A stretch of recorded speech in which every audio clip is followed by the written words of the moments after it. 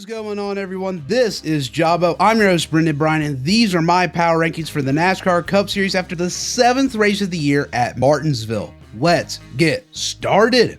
Firstly, if you couldn't tell, this is no longer just an auditory experience. You can see things with your eyeballs. Woo! Look at that. Anyway, got something to look at now while I ramble here, and we're going to ramble about Martinsville. This was the Cup Series' first true short track of the season. I don't count Bowman Gray. It wasn't a points-paying race. This one was for points.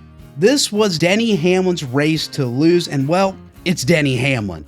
After dominating the race, a bold strategy put Chase Elliott in the lead, and Denny was never able to truly catch the 9 car, especially after walling the 12 car for reasons only Denny doesn't understand, which also probably took a lot of performance out of the car.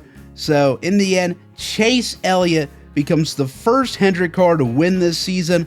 Also, take a look at Bubba Wallace. He did that. He's like a little Denny. Anyway, here are the power ranking standings after Martinsville. A couple of things stand out to me, mostly the amount of movement I put into these rankings. Early season successes and failures are starting to reverse themselves, and a couple of drivers in particular are really starting to take charge in 2026.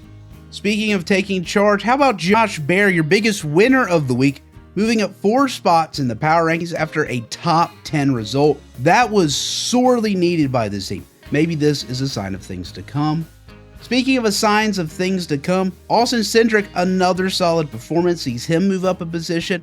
And Shane Van Gisbergen, top 10 car all day, just fell short, finished 11th, but that's concerning. I don't care who you are. What he is doing is concerning.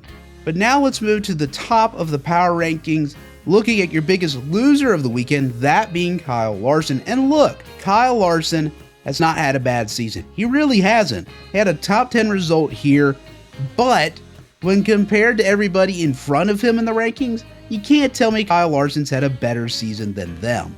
Ty Gibbs continues his hot streak of top 10s and top 5s. You see Chase Elliott moving up big in the power rankings after a win. You also have William Byron, very quiet so far this season, but very, very good. He is going to get a win sooner rather than later. And then obviously Denny Hamlin, very, very strong performance again. He moves up 2 positions in the power rankings. Ryan Blaney, still my easy number 2. And obviously Tyler Reddick. He's won 4 of these things already this season. He'll be your number 1 driver in these power rankings for probably many weeks to come.